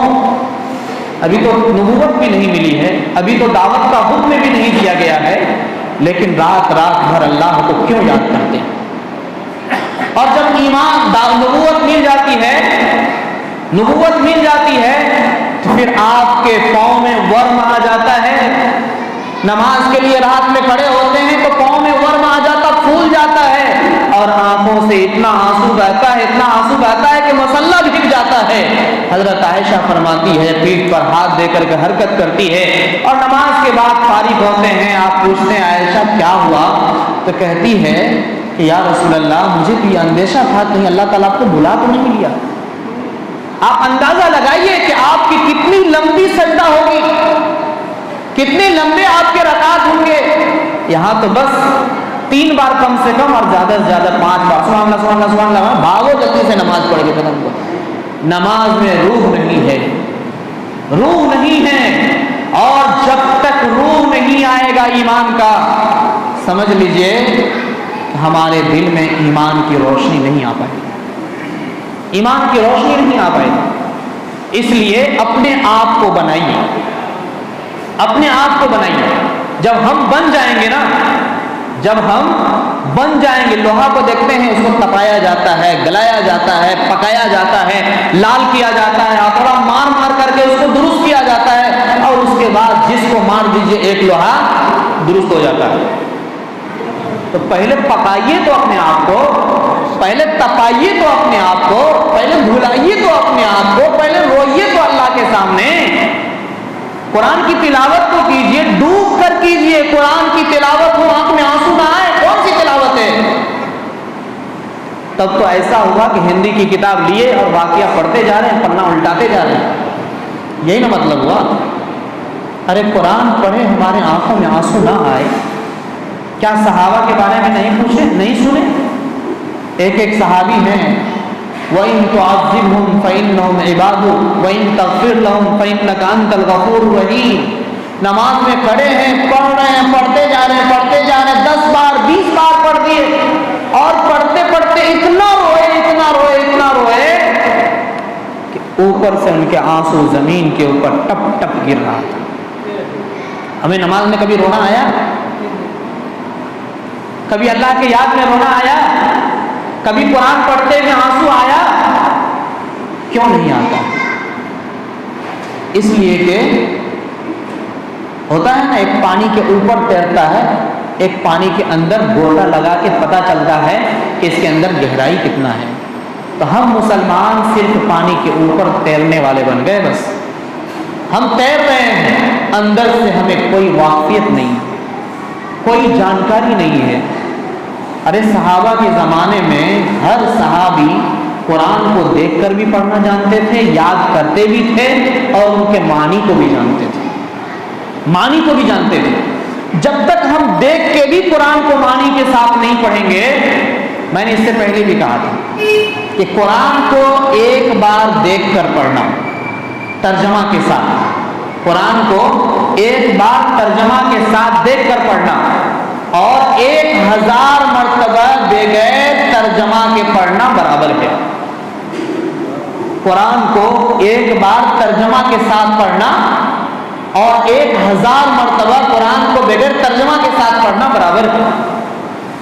دینی علم کا ایک مسئلہ کو جاننا، ایک باب کو سمجھنا، اور رات کی تنہائی میں 1000 رکعت نفل نماز پڑھنا برابر ہے۔ کیا سمجھ میں آیا؟ علم کی قیمت اتنی زیادہ ہے اللہ کی نظر میں کہ اس علم کی وجہ سے اللہ فرشتوں کو بھی آدم کے سامنے جھکا دیتا ہے۔ جھکایا کہ نہیں جھکایا؟ فرشتہ کو کہا نا اسجدوا لآدم، آدم کے سجدہ کرو، انہوں نے کہا میں کیوں کروں؟ آپ نے مجھے آگ سے بنایا، آگ کی صفت اوپر جانے کی، اور ان کو آپ نے مٹی سے بنایا، مٹی کی صفت نیچے جانے کی ہے، تو اوپر جانے والی چیز نیچے جانے والی چیز کی سجدہ کرے گا؟ نہیں ہو سکتا۔ فسجدوا الا ابلیس، سارے فرشتوں نے سجدہ کیا، لیکن ابلیس عزازیل نے سجدہ نہیں کیا۔ وہ عزازیل جنہوں نے زمین کے کوئی خطے میں ایسی جگہ نہیں چھوڑا ہو جہاں پر انہوں نے سجدہ نہ کیا۔ کیا اس سے اللہ کو محبت نہیں تھی؟ کیا اللہ تعالیٰ ان کو چاہتے نہیں تھے؟ کیا اللہ تعالیٰ کو وہ قریبی نہیں تھا؟ سب کچھ تھا، لیکن ایک سجدہ کے انکار کرنے کی وجہ سے اللہ تعالیٰ نے ہمیشہ کے لیے جنت سے روندہ درگاہ کر دیا۔ ہم لوگ سجدہ کو کتنا معمولی سمجھ لیے، کتنا کمزور سمجھ لیے۔ سونے کے بہانے سے نماز چھوڑ دیتے ہیں، بازار کے بہانے سے نماز چھوڑ دیتے ہیں، کہیں جانے کے بہانے سے نماز چھوڑ دیتے ہیں۔ آخر ہماری گرفت کب ہوگی؟ ہمیں یہ بات سمجھ میں کب آئے گی؟ دیوبند میں ہم حفظ کر رہے تھے، ہمارے بڑے بھائی مفتی حنیف صاحب آل انڈیا امام کونسل کے جنرل سیکریٹری، اس وقت 13 پارہ میرا حفظ ہوا تھا، عصر کا ٹائم تھا، اور ہم کچھ لانے کے لیے گئے تھے، نماز جماعت میری چھوٹ گئی، وہاں سے آئے آنے کے بعد ڈر سے، جماعت چھوٹی تھی، ڈر سے قرآن لے کر کے ہم مسجد قدیم میں دیوبند میں جا کے پڑھ رہے تھے، مسجد قدیم میں ایک پایا کے قریب میں جا کر کے۔ ادھر سے مفتی صاحب گئے، بغیر کچھ بولے ہوئے ایسا تماچا کھینچ کر کے دیے کہ وہیں دانتی لگ گیا۔ اس کے بعد پانی کا چھٹا مارا، پنکھا جھیلا، اور جب ہوش آیا تو پھر انہوں نے کہا کہ جس نماز کو تم نے چھوڑا ہے اسی نماز کی وجہ سے ابلیس کو اللہ نے جنت سے ہمیشہ کے لیے نکال دیا۔ اسی ایک سجدہ کی وجہ سے اللہ نے ابلیس کو ہمیشہ کے لیے جنت سے نکال دیا۔ تم نماز کو سمجھے کیا؟ کھلونا سمجھ لیے، جب چاہے فٹ بال لیے اور چل گئے کھیلنے کے لیے، بلہ ہے، بال اور بلہ لیے چلے گئے میدان میں کھیلنے کے لیے۔ نماز کی اتنی چھوٹی اہمیت ہے۔ اس دن مجھے سمجھ میں آ گیا کہ نماز کیا چیز ہے۔ اگر یہ تھپڑ ہمیں نہیں لگتا تو شاید یہ بات مجھے نہیں سمجھ میں آتی، نہیں سمجھ میں آتی۔ اور یاد رکھیے، اپنے آپ کو سمجھیے کہ ہم سب سے پہلے مسلمان ہیں، اور مسلمانوں کو کچھ ذمہ داریاں ہیں، کچھ ذمہ داریاں ہیں۔ یہ ذمہ داری ایسی نہیں ہے کہ جس کو ہم کریں اور لاپرواہی کے ساتھ چھوڑ دیں، ایسی ذمہ داری نہیں ہے۔ جو ذمہ داریاں اللہ نے ہمیں دیا ہے، جس ذمہ داری کو اپنانے کے بعد اللہ نے ہمیں کہا کہ تم جنت الفردوس کا وارث بنو گے، جنت الفردوس کا وارث بنو گے، اس چیز کو ہم اپنائیں۔ وہ چیز کیا ہے؟ قد افلح المؤمنون الذین هم فی صلاتهم خاشعون۔ وہ لوگ کامیاب ہو گئے جنہوں نے اپنے نماز میں خشوع خضوع اختیار کیا، خشوع خضوع اختیار کیا۔ ہم نے انجینئر سیف صاحب کو دیکھا ایک بار، ایک اجتماع میں آئے ہوئے تھے، وہ نماز پڑھا رہے تھے، رکوع کیا تو کم سے کم رکوع میں 3 منٹ لگا ہوگا، کم سے کم 3 منٹ رکوع میں، سجدہ میں 5 منٹ لگا ہوگا، ایک ایک سجدہ میں 5 منٹ، اور 2 رکعت نماز انہوں نے آدھا گھنٹہ میں ختم کی، 2 رکعت نماز آدھا گھنٹہ میں ختم کیا۔ قد افلح المؤمنون الذین هم فی صلاتهم خاشعون، کہ وہ لوگ کامیاب ہو گئے جو اپنے نماز میں خشوع خضوع اختیار کرتے ہیں۔ خشوع خضوع کس کو کہتے ہیں؟ ذہن اور دماغ بھی حاضر ہو، ہاتھ اور پاؤں بھی صحیح سالم ہو، کبھی یہاں نوچ رہے ہیں، کبھی ادھر کھجلی ہو رہی ہے، کبھی ادھر نوچ رہے ہیں، کبھی ادھر دیکھ رہے ہیں، کبھی نظر اوپر اٹھ رہی ہے، نماز نہیں ہے، یہ نماز نہیں ہے۔ اور نماز دیکھیے حضور پاک صلی اللہ علیہ وسلم، نماز دیکھیے حضرت علی رضی اللہ تعالیٰ عنہ کی، نماز دیکھیے حضرت عمر بن خطاب رضی اللہ تعالیٰ عنہ کی۔ جب حضرت علی وضو بنانے کے لیے جاتے تھے ان کے بدن میں جھنجھوئی آ جاتا تھا، پورا رونگٹا کھڑا ہو جاتا تھا، ڈر سے کانپنے تھر تھرانے لگتے تھے۔ لوگ پوچھتے کہ آپ وضو بنانے کے لیے جا رہے ہیں، آپ کو خوشی ہونا چاہیے، اللہ کی عبادت کرنے کے لیے جا رہے ہیں، آپ کو خوش ہونا چاہیے۔ وہ کہتے کہ اللہ کی عبادت تو کرنے جا رہے ہیں، لیکن کس انداز سے کریں گے، اللہ تعالیٰ اس انداز کو قبول کرے گا کہ نہیں کرے گا، کیا ہوگا میرا انجام، کیا ہوگا میرا انجام۔ پتہ ہے نا حضرت عمر بن خطاب کو نماز کے اندر جو مارا گیا تھا، برچھا مارا گیا ان کو، تو وہ گر گئے تھے، لیکن کیا نماز توڑ دیا گیا تھا؟ عبد الرحمن نے نماز پڑھائی تھی رضی اللہ تعالیٰ عنہ، نماز کو نہیں توڑ۔ حالانکہ شریعت میں ہے نا، اگر مصیبت آ جائے، سانپ آ جائے، جان لیوا حملہ ہو جائے، ڈر ہو، اندیشہ ہو تو نماز توڑ سکتے ہیں نا، لیکن کیا نماز توڑ دیے تھے؟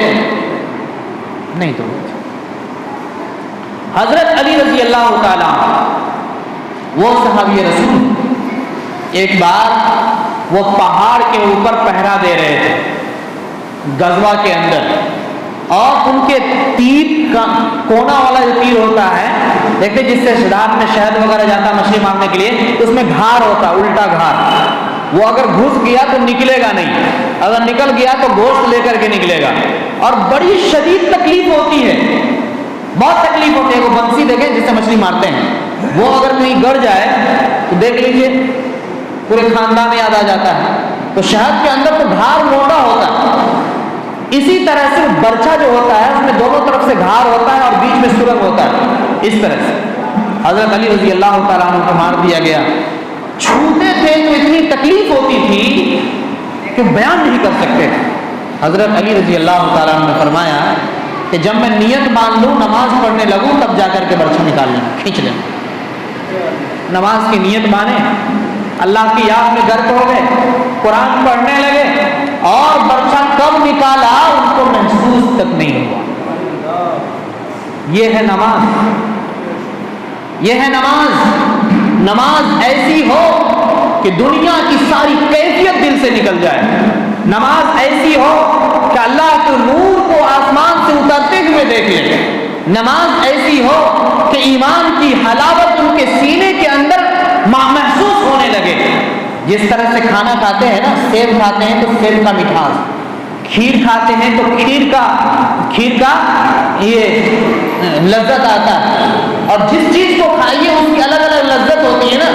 ایمان کی بھی ایک لذت ہے، ایمان کی بھی لذت ہے. اگر ایمان کی لذت محسوس نہیں ہو رہی ہے تو برا نہ مانیے، ایمان کی ہمیں فائدہ نہیں پہنچا.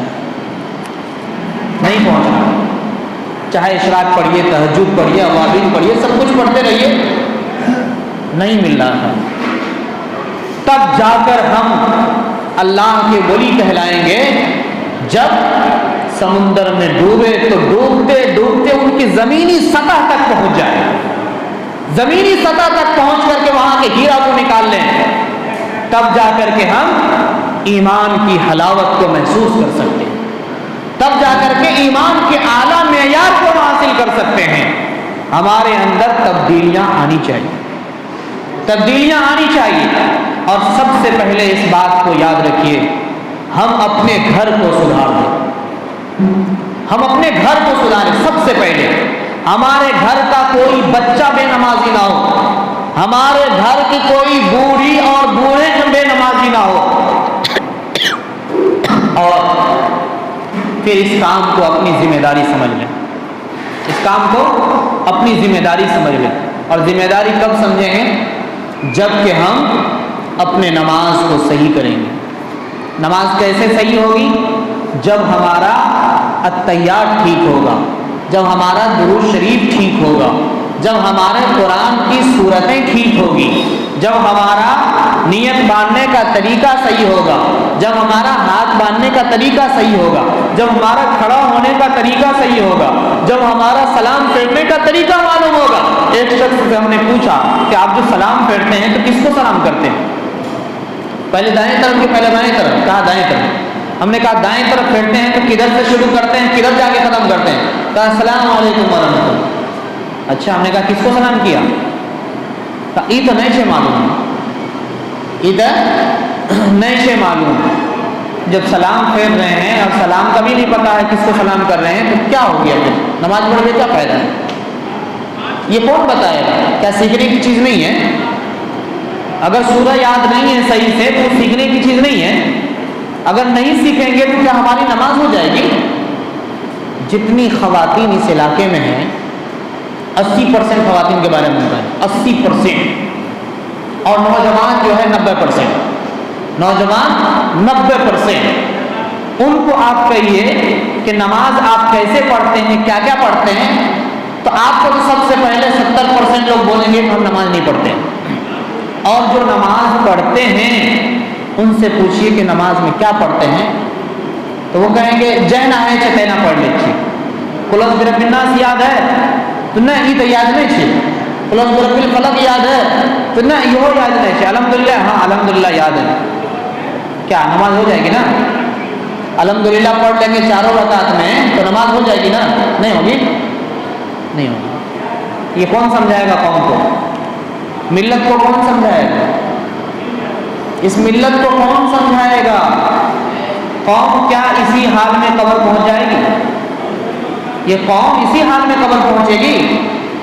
نہیں نہ پہنچے گی. تو ہم لوگ کیا کر سکتے ہیں ان کے لیے؟ ہم لوگ ان کے لیے کیا کر سکتے ہیں؟ کچھ کر سکتے ہیں کہ نہیں کر سکتے ہیں؟ تو بولیے نا بھائی، کچھ کر سکتے ہیں کہ نہیں کر سکتے ہیں؟ کیا کر سکتے ہیں؟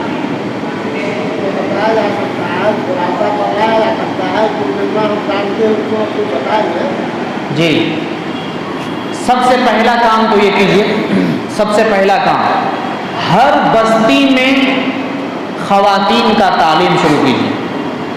ہر بستی کے اندر خواتین کا تعلیم شروع کیجیے. اور خواتین کی تعلیم کا مطلب نہیں ہے کہ آپ قرآن اور حدیث کی لمبی لمبی تقریر مت کیجیے. وہاں جا کر کے سیکھنے اور سکھانے کا ماحول پیدا کیجیے. کیا کرنا ہے؟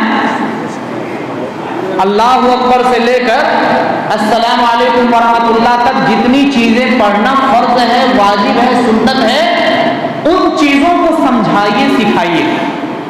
کس چیز سے نماز ٹوٹ جائے گی، کن چیز سے وضو ٹوٹ جائے گا، یہ ان کو بتائیے.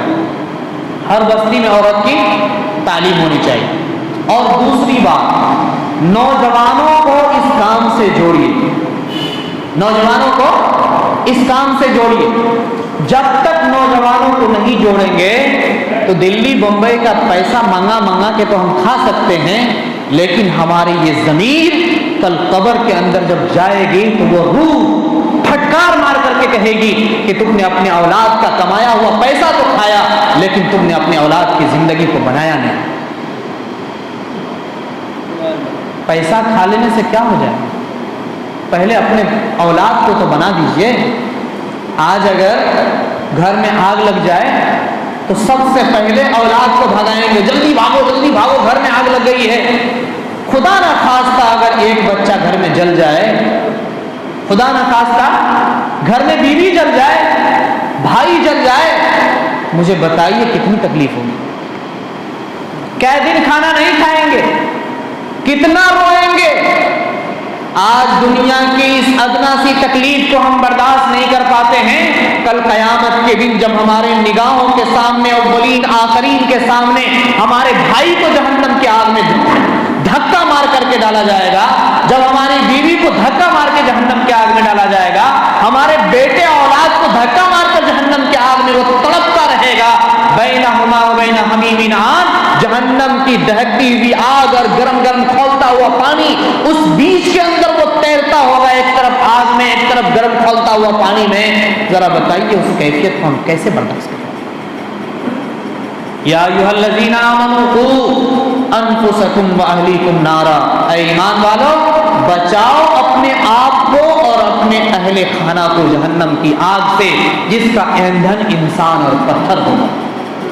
جس کا ایندھن انسان اور پتھر ہوگا. بچائیں گے نا بھائی؟ سب سے پہلے اپنے گھر کی ذمہ داری آج سے لے لیجیے. ذمہ داری کا مطلب کیا ہوگا؟ نماز تو سب پڑھتے ہی ہیں، ان کو کہیے اس کیفیت سے نماز پڑھی. ان کو کہیے اس طرح سے اکیلے میں بیٹھ کر کے خلوت کے ساتھ اللہ کی یاد میں لگ جائیے. چاہے وہ کتنے ہی فرائض پڑھنے والا ہو، کتنے ہی نوافل کا پابند ہو، کتنے ہی سنت کے پابند ہو، جب تک خلوت میں تنہائی میں جا کر اللہ کے سامنے نہیں روئے گا، وہ اللہ کا ولی کبھی بن نہیں سکتا. ولی نہیں بنے گا، ولایت کا درجہ اسے نہیں مل سکتا ہے. اگر ولایت چاہتے ہیں، اپنی کیفیت کو بدلنا چاہتے ہیں، آنکھوں میں آنسو لانا چاہتے ہیں، اللہ کے ڈر سینہ میں مزین کرنا چاہتے ہیں، چہرے پر ایمان کا نور دیکھنا چاہتے ہیں، تو خلوت میں تنہائی میں اللہ کے سامنے بیٹھیے، اللہ کے سامنے اپنی گناہوں کو رکھیے، روئیے، گڑ گڑائیے، اللہ سے معافی مانگیے. اتنا روئیے کہ آپ کا جگہ آنسوؤں سے تر ہو جائے، کی جگہ آنسوؤں سے تر ہو جائے. جس دن آنکھوں سے آنسو بہ گیا اس دن دل کا زنگ چھٹ جائے گا. دل کا زنگ چھٹ جائے گا، کیفیت بدل جائے گا. اسی کیفیت کا نام ایمان ہے. اسی کیفیت کا نام ایمان ہے. خلوت بہت ضروری ہے. آپ حجرے میں بیٹھیے، آپ چھت پہ جا کے بیٹھ جائیے، لیکن نظر اللہ کی طرف. اللہ کے ولیوں کا دیکھیے آپ ان کے معمولات کو، کس طرح سے وہ راتوں کو جاگتے ہیں، کیسے وہ اللہ کے سامنے روتے ہیں. ہم نے حضرت کو کئی دفعہ دیکھا. ایک ہمارے استاد صاحب تھے مظفر نگر میں مدرسہ مرادیہ میں، عصر سے لے کر مغرب تک ان کا خادم کرسی لگا کر کے باہر میں بیٹھے رہتا تھا، کسی کو اندر حجرہ میں نہیں جانے دیتا، اور وہ حجرہ میں جاتے تھے، اللہ کی حمد و ثنا پڑھتے تھے، اور اس کے بعد جب وہ سجدہ میں جاتے تھے تو عصر سے لے کر مغرب تک کے 1.5 گھنٹہ کا فاصلہ ہوتا تھا۔ یہ 1.5 گھنٹہ مسلسل اتنا روتے تھے، اتنا روتے تھے، اتنا روتے تھے کہ ان کے رونے کی ایسی عجیب و غریب ہیبت ناک آواز باہر جاتی تھی کہ کسی کو بھی سن کر کے رونا آ جائے، ان کے رونے کی آواز سن کر کے انہیں رونا آ جائے، عجیب و غریب دل سے آہ کی آواز آتی تھی۔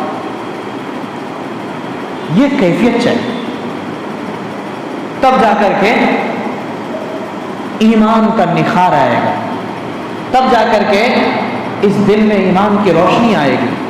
ابھی انڈونیشیا کے اندر ایک حافظ قرآن کا انتقال ہوا، جب اس کو قبر میں ڈال دیا گیا تو قبر میں ڈالنے کے بعد رات میں اس کے قبر سے روشنی پھوٹنے لگی، قبر سے روشنی آئی، بڑے بڑے لوگ دیکھنے کے لیے گئے اور دیکھا تو جس طرح سے سورج کی روشنی ہوتی ہے ایسی روشنی ان کے قبر سے آ رہی۔ ہمارے قبر سے روشنی کب آئے گی؟ ہمارے دل کے اندر وہ روشنی کا شعلہ کیسے پھوٹے گا؟ ہماری روح اس روشنی کے لائق کب بنے گی؟ ہمارے جسم اس کیفیت کا حقدار کب ہوگا؟ جب ہم خلوت میں اللہ کے سامنے روئیں گے، جب ہم ہر کام اللہ کے لیے کرنے والے بن جائیں گے، جب ہم اللہ کے بندوں کے لیے نافع بن جائیں گے۔ ہم نے حدیث پڑھی تھی، خیر الناس من ينفع الناس، سب سے بہترین انسان وہ ہے جو لوگوں کے لیے بھلائی کرنے والا بن جائے، لوگوں کے لیے آسانیاں کرنے والا بن جائے۔ کبھی دل میں یہ سوچے کہ ہم کس انسان کے تکلیف میں کام آ سکتے ہیں، ہم کس انسان کے غم اور درد کو، دکھ کو دور کر سکتے ہیں، ہم کس طرح سے کسی انسان کے راستے میں ہم آسانیاں پیدا کر سکتے ہیں، ہم کیسے اللہ کے مخلوق کے ساتھ بہتری اور ہمدردی کر سکتے ہیں۔ حدیث شریف کے اندر آتا ہے جب بندہ اللہ کے مخلوق کے مدد میں لگا رہتا ہے اللہ تعالیٰ اس کی مدد میں لگا رہتا ہے۔ جب بندہ کسی مخلوق کے لیے ہمدردی میں لگا رہتا ہے، ان کی مدد میں لگا رہتا ہے، اللہ تعالیٰ کی پوری طاقت اس کی مدد میں لگی رہتی ہے۔ مدد کرنے کے لیے سیکھیں، مال سے نہیں ہو سکتا کردار سے کریں، کردار سے نہیں ہو سکتا زبان سے کریں، زبان سے نہیں ہو سکتا ہاتھ سے کریں۔ جہاں پر جس کے ساتھ بھی موقع ملے، غریب آدمی کو 2 جملہ اپنی زبان سے بول دیں گے، میٹھا جملہ بول دیں گے تو وہی اس کے لیے سونے پر سہاگا بن جائے گا، وہی اس کے لیے۔ لوگ رو رہا ہے، گھر میں میت ہو گئی ہے، پریشان ہے، چلا رہا ہے، سر پیٹ رہا ہے، چوڑی توڑ رہی ہے عورتیں، لیکن ہم ان کے گھر نہیں جاتے، گھر نہیں جاتے ہیں۔ ہم تو جماعت والے ہیں، ہم تو عالم ہیں، ہم تو مولانا، ہم تو مفتی ہے، ہم کیا کریں گے جا کر کے؟ وہ لوگ پردہ میں ہیں کہ نہیں ہیں؟ ارے بھائی پردہ تو پردہ ہے، پہلے آپ ان کو تو دیکھیے کہ جن کی جان جا رہی ہے، ان کو تو دیکھیے کہ وہ کتنے غم میں نڈھال ہے۔ آپ اگر وہاں جا کر 2 تسلی کا جملہ بول دیں گے، ہو سکتا ہے انہیں تسلی مل جائے، ہو سکتا ہے انہیں صبر مل جائے۔ بیماری کی حالت میں کلپ رہا ہے، تڑپ رہا ہے، بلبلا رہا ہے، ہمارے پاس اناپ شناپ پیسے ہیں، سب کچھ ہے، لیکن بیمار کی عیادت کرنے کے لیے نہیں جاتے۔ المسلم من سلم المسلمون من لسانه ويده، اس وقت تک مسلمان نہیں ہو سکتا ہے جب تک اپنی زبان اور اپنے ہاتھ سے کسی کو فائدہ پہنچانے والا نہ بن جائے۔ اگر زبان اور ہاتھ سے کسی کو تکلیف پہنچایا مسلمان کو تو وہ مسلمان نہیں ہے۔ کیا ہم بھی تکلیف پہنچاتے ہیں مسلمان کو؟ نہیں پہنچاتے ہیں؟ آر کاٹتے ہیں کہ نہیں؟ راستہ گھیرتے ہیں کہ نہیں؟ جی 4 فٹ راستہ چاہیے چلنے کے لیے، ہم 1 مالش بھی زمین نہیں دیں گے راستے کے لیے۔ جس راستے کا مالک اللہ ہے، جس زمین کا مالک اللہ ہے، وَلِلَّهِ مِيرَاثُ السَّمَاوَاتِ وَالْأَرْضِ، اللہ تعالیٰ فرماتے زمین آسمان کا میراث تو اللہ کا ہے، تمہارے باپ کا تھوڑے ہے۔ وہ تو نانا کا تھا، نانا سے دادا کو آیا، دادا کو باپ سے آیا، باپ سے بیٹا کو آیا، بیٹا سے بیٹا کو آیا، بیٹا سے پڑپوتا کو آیا، وہ آتا چلا جائے گا اور ایک دن ختم ہو جائے گی دنیا، سارا میراث اللہ کے پاس لوٹ جائے گا۔ کس کا ہے وہ؟ اپنے زمین پر ہم چلنے دینا پسند نہیں کرتے ہیں۔ کیا سمجھتے ہیں ہمارے زمین کے ٹکڑے پر سے اگر کوئی چلے گا تو اس کا اجر و ثواب کتنا زیادہ ہے؟ ایک ایک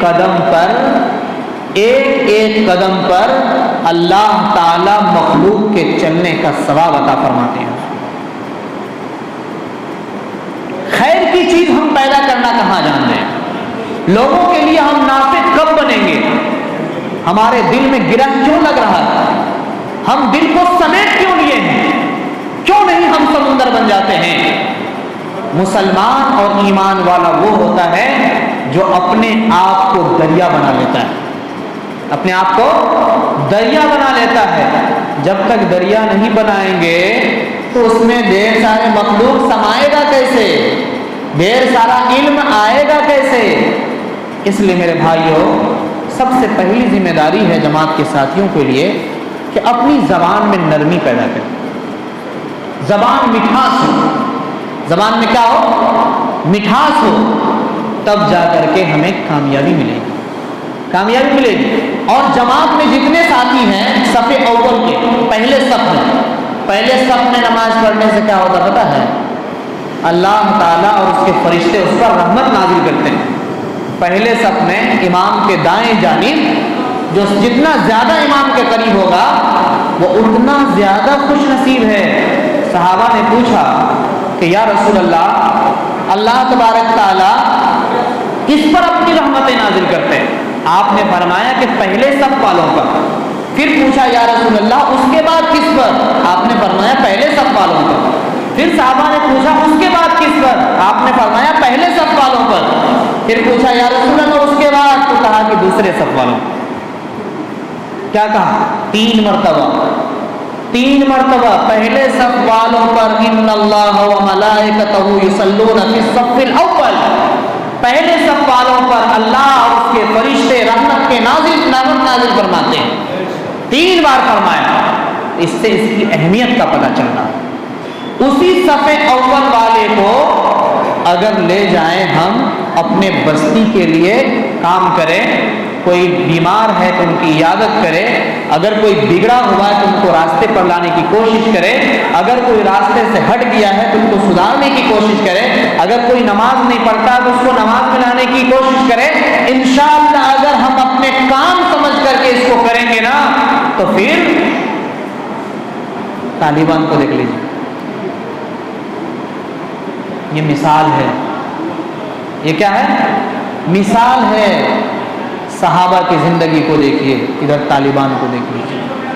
دنیا کی بڑی بڑی سپر پاور طاقت آیا معاہدہ کرنے کے لیے، صلح کرنے کے لیے، صلح نامہ لکھے جا رہے تھے۔ اذان کی آواز آئی، سب اٹھ کر کے چلے گئے، ایسا چلے گئے کہ پتہ ہی نہیں چلا کہ یہ امریکہ کا صدر ہے، یہ روس کا صدر ہے، یہ چین کا صدر ہے، یا پاکستان کا۔ تم بھاڑ میں جاؤ۔ گئے نماز پڑھ کر کیا کہا کہ آپ نے ہماری مجلس کی توہین کی، کہا کہ سب سے بڑا اللہ ہے، جب اس کی آواز آتی ہے تو میں دنیا میں کسی کو ترجیح نہیں دیتا۔ کیا کہا؟ جب اس کی آواز آتی ہے تو میں دنیا میں کسی کو ترجیح نہیں دیتا، چاہے تم جو کر لو، میں کسی طاقت سے ڈرتا نہیں۔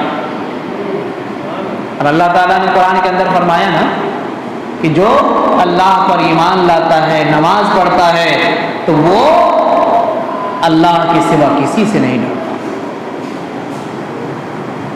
انما یعمر مساجد اللہ من آمن باللہ والیوم الآخر، اللہ کے گھر کو وہی لوگ آباد کرتے ہیں جو ایمان والے ہیں، نماز پڑھتے ہیں اور اللہ کے علاوہ وہ کسی سے نہیں ڈرتے۔ ہم تو ایک کتا سے ڈرتے ہیں، ہم تو ایک سانپ سے ڈرتے ہیں۔ جو نہیں ڈرتا وہی اصل ایمان پر ہے، جو نہیں ڈرتا وہی اصل ایمان پر ہے۔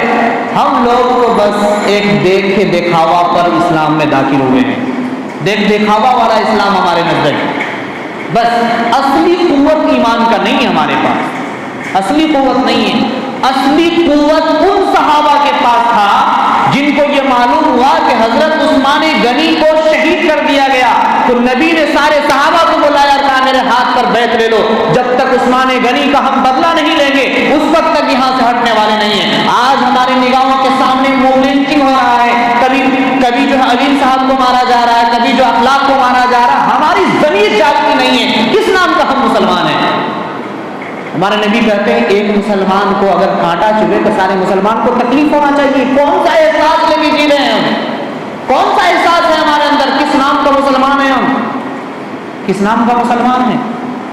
چھوٹی بات پر ہمارے مسلم نوجوان کو قید خانے میں ڈالا جا رہا ہے، چھوٹی چھوٹی باتوں پر ہمارے مسلم جو صرف جن کا تعلق صرف اللہ سے ہے، جماعت میں قال اللہ قال رسول کے سوا کچھ نہیں ہے، راتوں میں تہجد پڑھتے ہیں، پوری قوم ملت کے لیے، پورے علاقے کے لیے، پوری دنیا کے لیے دعائیں کرتے ہیں، ان کو جا کر کے جیل میں ٹھوسے ہوا۔ لیکن اس کے لیے ہمارے پاس آواز اٹھانے کا ٹائم نہیں ہے، آواز بھی نہیں اٹھاتے۔ آواز اٹھانے تک کی طاقت ہمارے پاس ختم ہو گئی ہے اور ہم بن گئے ہیں بزدل۔ ایمان بزدلی نہیں سکھاتا، ایمان بزدلی نہیں سکھاتا ہے۔ سن لیجئے سورہ ضحیٰ میں اللہ تعالیٰ نے فرمایا وَالضُّحَىٰ وَاللَّيْلِ إِذَا سَجَىٰ مَا وَدَّعَكَ رَبُّكَ وَمَا قَلَىٰ وَلَلْآخِرَةُ خَيْرٌ لَكَ مِنَ الْأُولَىٰ۔ قسم ہے ضحیٰ کی، ضحیٰ سورج جس وقت چڑھتا ہے آسمان پر، بیچ بیچ میں آتا ہے، چاشت کا جس وقت ٹائم ہوتا ہے، کہا قسم ہے ضحیٰ کا جب سورج بلندی پر چڑھتا ہے، واللیل اذا سجا، قسم ہے اس رات کی جب وہ پوری طور پر چھا لے، پوری دنیا کو ڈھانپ لے۔ ما ودعک ربک وما قلی، آپ کے رب نے آپ کو چھوڑا نہیں ہے اور نہ آپ سے بیزار ہوا ہے۔ اس کا شان نزول کیا، پس منظر کیا معلوم ہے؟ آپ صلی اللہ علیہ وسلم کو ایک انگلی میں چوٹ لگی، شدید تکلیف تھی، خون بہ رہا تھا۔ آپ صلی اللہ علیہ وسلم اس انگلی کو پکڑ کر کے کہا، آپ اس انگلی کو پکڑ کر کے کہا کہ اے انگلی تو خون بہا رہی ہے اور ہم اس انگلی کو، اس خون کو اللہ کے حوالے کرتے ہیں، اس انگلی کو، اس خون بہنے کو، اس تکلیف کو اللہ کے حوالے کرتے ہیں۔ اللہ تعالیٰ نے چند دن تک وہی نازل نہیں کیا، چند دن تک وہی نازل نہیں کیا۔ مشرکین مکہ، یہودی جو اس طاق میں تھا کہ کب اس کے پاس جبرائیل امین نہیں آتے ہیں، اس طاق میں تھا، وہ آیا اور آنے کے بعد کہنے لگا کہ آپ کے رب نے آپ کو چھوڑ دیا، آپ کا رب آپ سے بیزار ہو گیا ہے، آپ کا رب آپ کو چھوڑ دیا، آپ کا رب آپ سے بیزار ہو گیا۔ ایک واقعہ یہ۔ دوسرا واقعہ، یہودی کے کہنے پر مشرک مکہ نے آ کر کے 3 سوال کیا۔ وَيَسْأَلُونَكَ عَنِ الرُّوحِ، جسم کے اندر جو روح ہے، اس روح کی حقیقت کیا ہے، روح کیا چیز ہے۔ دوسرا وَيَسْأَلُونَكَ عَنِ ذِي الْقَرْنَيْنِ، ذو القرنین بادشاہ کون ہے۔ تیسرا سوال وَيَسْأَلُونَكَ عَنْ أَصْحَابِ الْكَهْفِ، اصحاب کہف کون لوگ ہیں۔ 3 سوال کیا۔ آپ نے فرمایا کہ ہم کل بتا دیں گے۔ کیا کہا؟ سن رہے نا ہو؟ کیا کہا؟ کل بتا دیں گے۔ اور کل سے اللہ تعالیٰ نے وحی کو روک دیا۔ 17 دن گزر گئے۔ کتنے دن؟ 17 دن جبرائیل امین نہیں آئے، وحی نازل نہیں ہوئی۔ مشرکین مکہ، یہودی سب آ کر چاروں طرف سے جیسے گید نہیں مردار کے اوپر نوچتے ہیں، اس طرح سے آپ کے پیچھے ایسا پڑ گیا چاروں جانب سے اور کہنے لگا دیکھیں آپ کے رب نے آپ کو چھوڑ دیا، آپ سے اللہ بیزار ہو گیا۔ 17 دن کے بعد 18واں دن جبرائیل امین آئے اور انہوں نے کہا وَلَا تَقُولَنَّ لِشَيْءٍ إِنِّي فَاعِلٌ ذَلِكَ غَدًا، اے نبی اگر کل کے لیے کسی بھی کام کے کرنے کا وعدہ کیجئے تو انشاءاللہ ضرور بول لیا کیجئے، انشاءاللہ ضرور بول لیا کیجئے۔ انشاءاللہ کی تعلیم، الحمدللہ، سبحان اللہ، انشاءاللہ ہر جملے میں زبان سے نکلنا چاہیے۔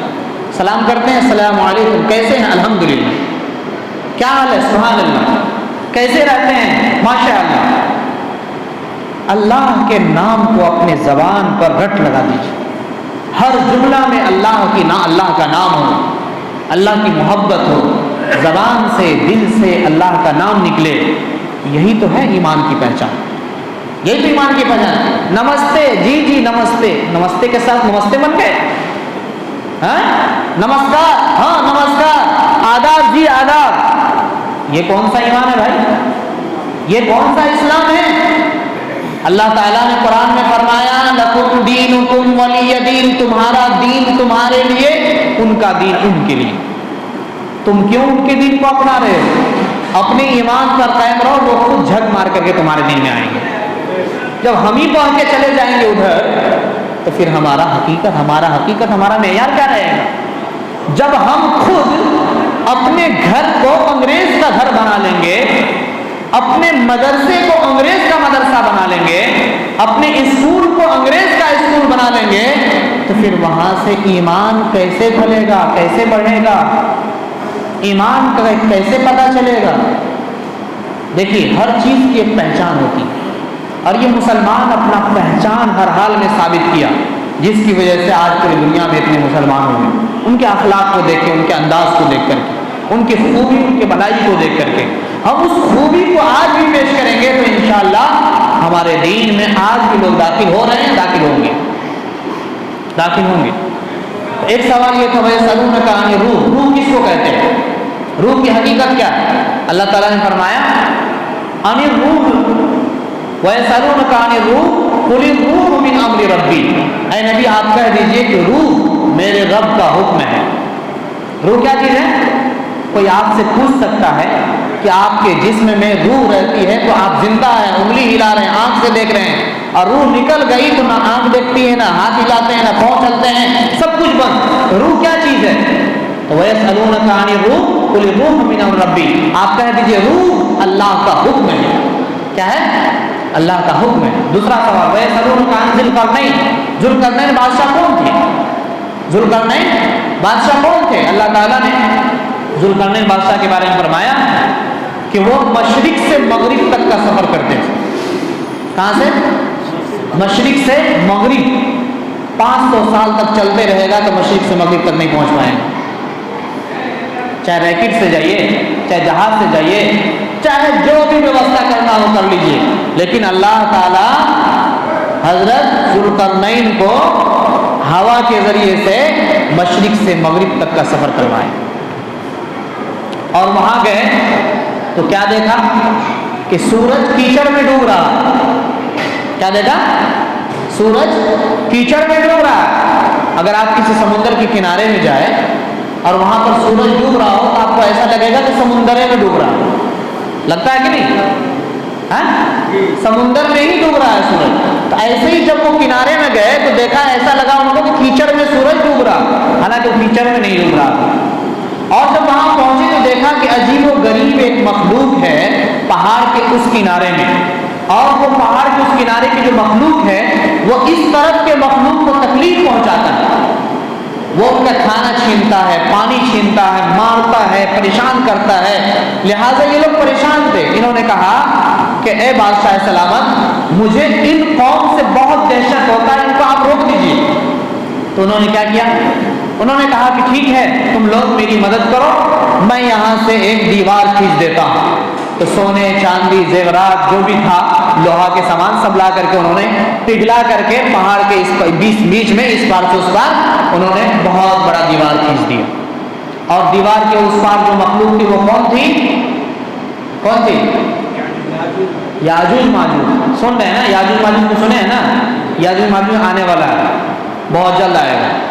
تو یاجوج ماجوج آئے گا، اور اس دیوار کو یاجوج ماجوج اس انسانوں کو کھانے کے لیے، اس کے کھانے کو کھانے کے لیے اور پانی کو پینے کے لیے روزانہ چاٹتا ہے۔ سارا یاجوج ماجوج اس دیوار کو چاٹنے میں لگ جاتا ہے، صبح سے لے کر شام تک، رات تک چاٹتا ہے، اور بالکل باریک ہو جاتی ہے وہ دیوار۔ چاٹتے چاٹتے سمجھیے کہ اس کی زبان کیسی ہوگی جو دیوار کو چاٹتی ہے، کیسی زبان ہوگی، اور کس طرح کی کیفیت اس کی زبان میں ہوگی کہ دیوار کو بھی چاٹ کر پتلا کر دے رہی ہے۔ اس سے اندازہ لگائیے۔ اور دیوار بالکل پتلی ہو جاتی ہے، رات ہو جاتی ہے، تو پھر وہ کہتا ہے یاجوج ماجوج کہ ہم کل چاٹیں گے، اور جیسے کل ہوتا ہے تو دیوار جتنی موٹی تھی پھر اتنی موٹی ہو جاتی ہے۔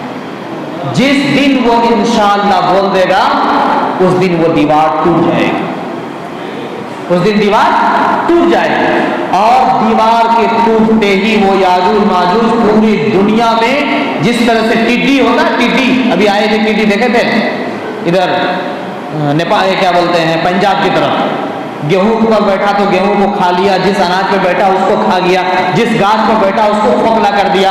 اسی طرح سے ٹڈی کے طرح وہ لوگ کئی کروڑ کی شکل میں آئے گا، اور آنے کے بعد ہاتھ میں گلاس میں پانی لیے رہیں گے تو دیش کھماتا کھینچ کر کے پانی لے لے گا. روٹی بنا کے رکھے ہیں، تماچا کھینچ کے مارے گا، روٹی لے لے گا. اور دریا میں پانی پینے کے لیے جب منہ لگائے گا تو سارا دریا کا پانی پی لے گا.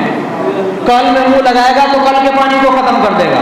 جس میں وہ ہاتھ یا منہ لگائے گا اس کو ختم کر دے گا. آدمی کو اتنا پریشان کرے گا، اتنا پریشان کرے گا، تب جا کر کے امام مہدی آئیں. سمجھے؟ یاجوج ماجوج. تو اس کو روکا کون ہے؟ ذوالقرنین بادشاہ. اور تیسرا سوال، اصحاب کہف کون تھے؟ اصحاب کہف کون تھے؟ تو اصحاب کہف یہ چند نوجوان تھے، 7 نوجوان جو اپنے ایمان کو بچانے کے لیے ملک چھوڑ کر کے بھاگ گئے تھے. ایمان بچانے کے لیے، ایمان بچانے کے لیے ملک چھوڑ کر کے بھاگ گئے تھے. اور وہ ایک غار میں پناہ لیا تھا، لمبی داستان ہے. ایک غار میں پناہ لیا تھا. انہوں نے اللہ سے دعا کیا تھا کہ اللہ زندگی اور موت کا مالک تو ہے، میں تو بس اپنی ایمان کی حفاظت کے لیے یہاں آیا ہوں، میرے جسم کی حفاظت تیرے قبضے میں ہے. اے اللہ تو جیسا چاہے میرے ساتھ معاملہ کرے. اللہ تعالیٰ نے 309 سال تک اس کو وہاں پر سلا کر کے رکھا. کتنے دن؟ 309 سال تک. کیا وہ اللہ آج نہیں ہے دنیا میں؟ کیا وہ اللہ نہیں ہے نا؟ ہمارے ساتھ وہ مدد کیوں نہیں آ رہی؟ ہمارے اندر کمی ہے کہ نہیں؟ وہ نیا مسلمان جو اللہ کا نام لیا اصحاب کہف میں، اذان ہو رہی ہے.